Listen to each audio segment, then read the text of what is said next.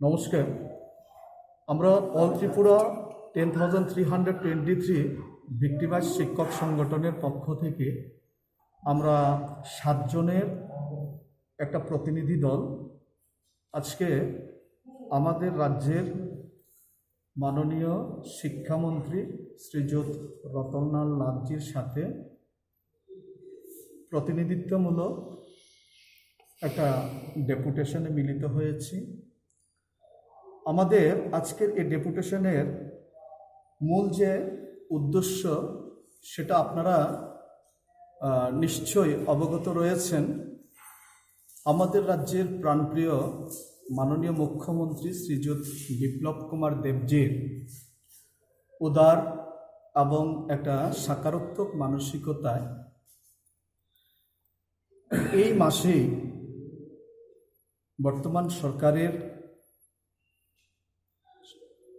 শিক্ষা দপ্তরের অধীনে প্রায় 4,000 সেখানে শিক্ষক পদে যারা বিশেষ করে টেট উত্তীর্ণ এবং যাদের রিকুইজিট কোয়ালিফিকেশন রয়েছে সেই জায়গায় যদিও বা যোগ্য প্রার্থীর ক্ষেত্রে অনেকটাখানি সেখানে স্বল্পতা রয়েছে এবং সেখানে অনেকজন আমাদের 10,323-এরও যাদের রিকুইজিট কোয়ালিফিকেশন আছে তারাও সেখানে পার্টিসিপেট করতে পারবে।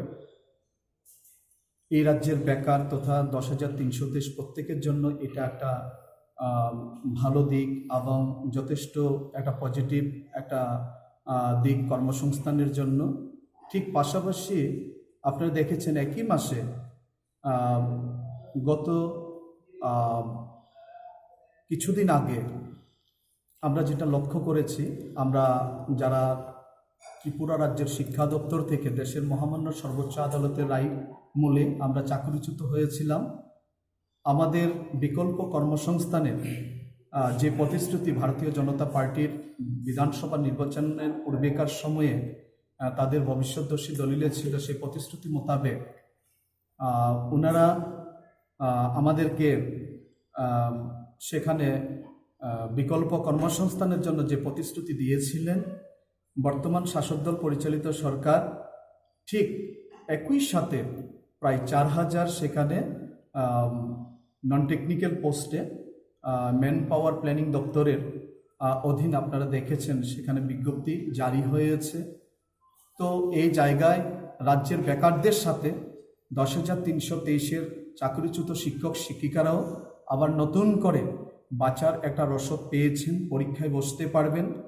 এবং শুধু তাই না, আমরা আমাদের সংগঠনের পক্ষ থেকে, যেহেতু রাজ্যের মাননীয় মুখ্যমন্ত্রী উনি ক্যাবিনেট সুপ্রিমো, উনি এই রাজ্যের একটা সাংবিধানিক পদাধিকারী ব্যক্তি এবং আমাদের অভিভাবক, এবং ম্যান পাওয়ার প্ল্যানিং দপ্তরের যে নোটিফিকেশন ছিল সেখানেও উল্লেখ আছে যে রাজ্যের সরকারের পূর্বের ঘোষিত আমাদের ক্যাবিনেটের পক্ষ থেকে, রাজ্য সরকারের ক্যাবিনেটের পক্ষ থেকে মাননীয় শিক্ষামন্ত্রীও বলেছিলেন 10,668টি পোস্ট নন টেকনিক্যাল পোস্টে সেখানে গ্রুপ সি এবং ডির জন্য সেখানে রাজ্য সরকারের কাছে ভ্যাকেট আছে।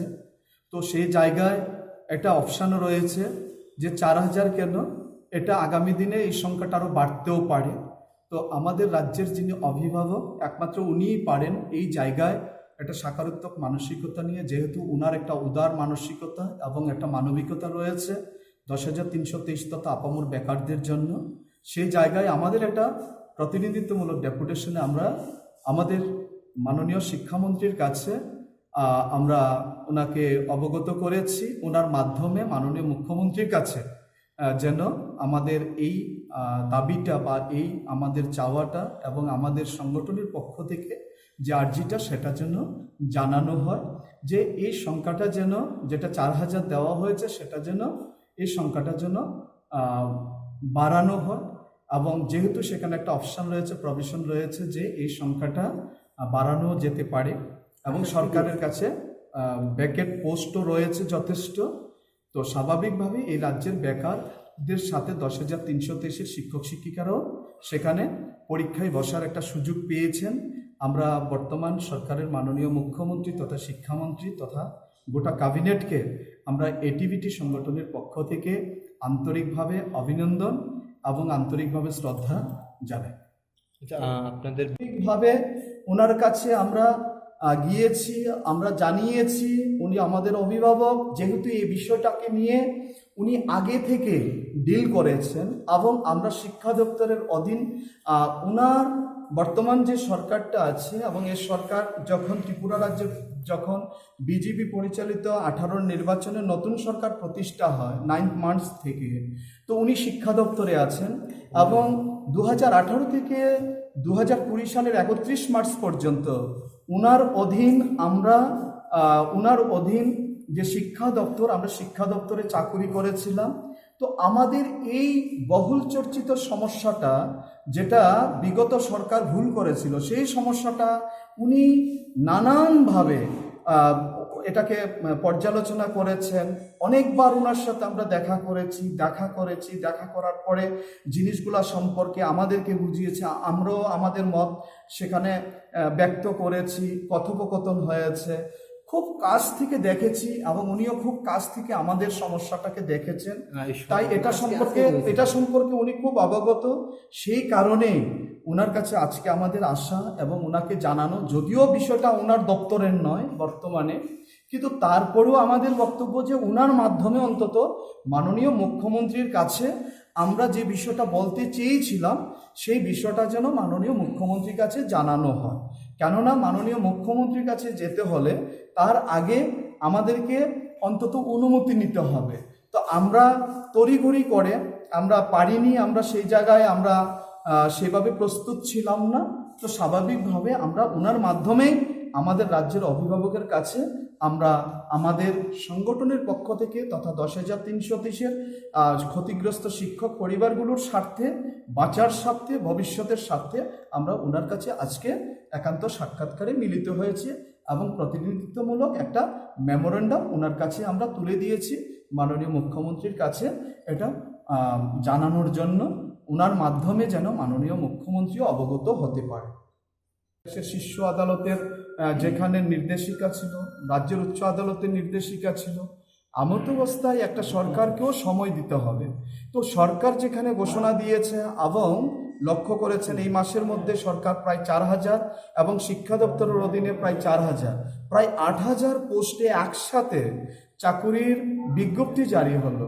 তারপরেও যদি কেউ সন্তুষ্ট হতে না পারে তাহলে এটা আমাদের কাছে দুর্ভাগ্যজনক। কারা কোন গ্রুপে পরিণত হলো সেটা বিবেচনার বিষয় নয়।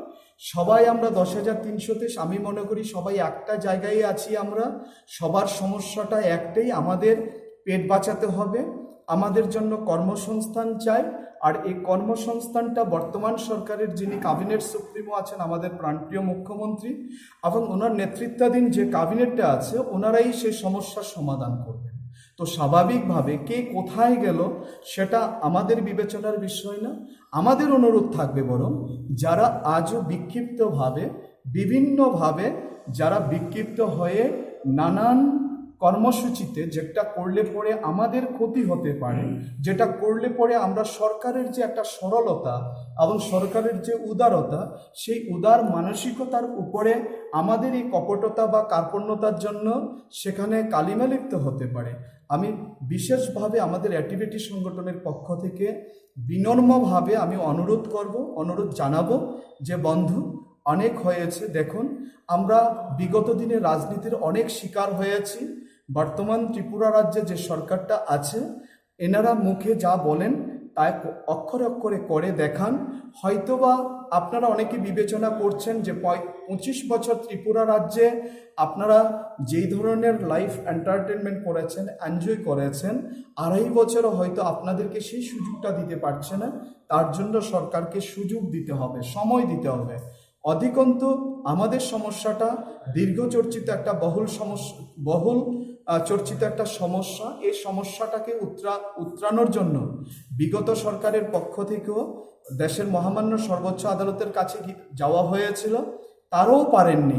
অথচ আমাদের এই যে প্রাণপ্রিয় মাননীয় আদরণীয় মুখ্যমন্ত্রী থেকে শুরু করে শিক্ষামন্ত্রী ওনারা যে উদ্যোগটা নিয়েছেন সেটাকে স্বাগত জানানো উচিত। সবাই এই জায়গায় অন্তত পেটের স্বার্থে সমস্ত রাজনীতির ঊর্ধ্বে, রঙের ঊর্ধ্বে থেকে আমরা সবাই এক জায়গায় এসে কাজ করা উচিত। মাননীয় মন্ত্রী এবং আগামী দিনে 7 তারিখ থেকে গণঅবস্থানে যাচ্ছে, এই বিষয় নিয়ে আপনাদের কি মত? দেখুন, গণতান্ত্রিক দেশে গণতান্ত্রিক পদ্ধতিতে আমার আপনার প্রত্যেকেরই আর সেখানে নিজস্ব একটা দাবি বা সমষ্টিগত দাবি নিয়ে সেখানে বলার মতো, সেখানে জানানোর মতো অধিকার প্রত্যেকে রয়েছে। আমরা কেউ বাকরুদ্ধ নই। বর্তমান ত্রিপুরা সরকারের যিনি ক্যাবিনেট সুপ্রিমো মাননীয় মুখ্যমন্ত্রীর নেতৃত্বাধীন যে সরকারটা চলছে, এটা জনগণের সরকার চলছে, এটা জনমুখী সরকার চলছে। 25 বছর এই ত্রিপুরা রাজ্যের গণতন্ত্র বাকরুদ্ধ ছিল। আজকে মানুষ স্বাধীনভাবে মুখ খুলে কথা বলতে পারছে, মানুষের বুকের ব্যথার কথা জানাতে পারছে, মানুষের দাবি দাওয়া জানাতে পারছে, সরকারের কাছে অকপটে মাননীয় মুখ্যমন্ত্রী বলুন শিক্ষামন্ত্রীদের সাথে দেখা করতে পারছে, দেখা করে কথা বলতে পারছে, মনের কথাগুলো জানাতে পারছে। ঠিক একইভাবে 10,323, এটা অপ্রিয় হলে বাস্তব সত্য, যারা কোর্টের রায়ে চাকরিচ্যুত হয়েছেন, গোটা 10,323 শিক্ষক সমাজের কোনো অপরাধ ছিল না। বিগত সরকারের একটা অতি দাম্ভিকতা এবং তাদের আইনের প্রতি যে তাদের সেখানে শ্রদ্ধার যে ঘাটতি ছিল, বৃদ্ধাঙ্গুষ্ঠ ছিল, তারই ফলশ্রুতিতে প্রায় 10,330টা পরিবার এরা একটা আজকের দিনে একটা অসামাজিক জীবের মতো পরিণত বা পরিগণিত হয়েছে। 10,300 শিক্ষক শিক্ষিকারা একটা ধারাবাহিক জীবনযাপনে তারা অতিবাহিত করতেন, একটা জীবনযাত্রার পথে তাদের একটা ধারাবাহিকতা ছিল। আজকে প্রায় 10 মাস এবং 7 মাস কেউ কেউ চাকুরিচ্যুত হয়ে তাদের মাসোহারা পাচ্ছেন না, ওরা কর্মহীন হয়েছেন। এই শিক্ষক পরিবারগুলো, আমরা যারা শিক্ষকতা করেছি 10 বছর 7 বছর নিষ্ঠা সহকারে সততা নিয়ে এই রাজ্যের দেবকম শিশুদের ভবিষ্যতের কথা ভেবে শিক্ষা প্রতিষ্ঠানগুলো যাতে বাকরুদ্ধ না হয়, তার জন্য আমাদের সকারাত্মক একটা সৎ মানসিকতা নিয়ে আমরা বিদ্যালয়গুলোতে পঠন পাঠনের কাজে যুক্ত থেকে আমাদের পরিবারে অসুস্থ বাবা মা এবং সন্তান এবং এই সমাজের মধ্যে আমাদের যে মর্যাদা, সেটাকে প্রতিপালন করতে আমাদের কোনো অসুবিধা ছিল না। স্বাভাবিকভাবে আজকে আমরা যখন চাকরিচ্যুত হয়ে গেলাম, আমাদের সামনে কিন্তু আমরা একটা কি বলবো, মানে আমাদের সামনে কোনো বাঁচার মতো কোনো পথ নেই। সেই জায়গায় বর্তমান সরকার আন্তরিকতার সাথে আমাদেরকে বাঁচার রসদ দিয়েছেন। এই জায়গায় আজকে প্রায় 7-8 মাস অনেকে ধৈর্য ধরতে পারছেন না, ওরা বিচলিত হয়ে গেছেন। বিচলিত হওয়াটাকে আমি বলবো না যে এটা কোনো অস্বাভাবিক কিছু, কিন্তু একটা বিষয় বলবো, যদি তার নেপথ্যে কোনো নোংরা রাজনীতির ষড়যন্ত্র থাকে তাহলে আমি বলবো সেটা দুঃখজনক। কেননা দেখুন, যদি চাকরিটা আমার চলে গিয়ে থাকে, সেটা কাদের ভুলে চলে গেছে সেটা অন্তত সবার ভাবা উচিত। যখন আমরা বিধানসভা নির্বাচনের পূর্বে আমরা যখন টার্মিনেটের সেখানে আদালত থেকে আমরা যখন একটা নির্দেশিকা পত্রিকার মাধ্যমে জানতে পারি, ঠিক তখনই কিন্তু আমরা টার্মিনেশন কেন হলাম তার জন্য আমরা আগরতলা রাজপথেই আমরা সেখানে রাজপথ কাঁপানো মিছিল থেকে শুরু করে এবং একটার সময় যখন শিক্ষা দপ্তর থেকে আমরা টার্মিনেশন লেটার পেয়েছিলাম, যখন আমরা সেগুলোকে পুড়িয়েছিলাম, আজকের দিনে লক্ষ্য করে থাকবেন কেউ আমি নাম বলবো না, তারাই সেদিন বলেছিলেন যে চাকরি আমাদের গেছে তাতে কি হয়েছে, অষ্টম তো হচ্ছেই। তো স্বাভাবিকভাবে প্রদীপবাবু বা অরবিন্দবাবুরা যেটা করছেন সেটা বিজেপির চামচাগিরি করছেন, জুমলাগিরি করছেন। আমরা পলিটিশিয়ানও না, পলিটিক্স জানিও না, বুঝিও না, পলিটিক্স করতেও চাই না। আমরা শিক্ষকতা করেছিলাম, আজকে আমাদের কোর্টের রায়মূলে চাকরি গেছে, কোনো একটা সরকারের ভুলের কারণে গেছে। আমাদের অভিভাবকরা বর্তমানে যারা ত্রিপুরা সরকারের দায়িত্বে আছেন, সাংবিধানিক পদে আছেন, ওনারা যেহেতু কথা দিয়েছেন, প্রত্যেকটা কথার সাথে সাথে কিন্তু আমরা মিল পাচ্ছি, কিন্তু এমনটা নয় যে কথাগুলোর মধ্যে কোথাও গরমিল হচ্ছে, হয়তোবা সময়টা একটু বেশি লাগছে। এটা সত্য কথা। একটা কঠিন একটা পরিস্থিতিতে, যেহেতু একটা দীর্ঘদিন ধরে প্যান্ডামিক সিচুয়েশন চলছে,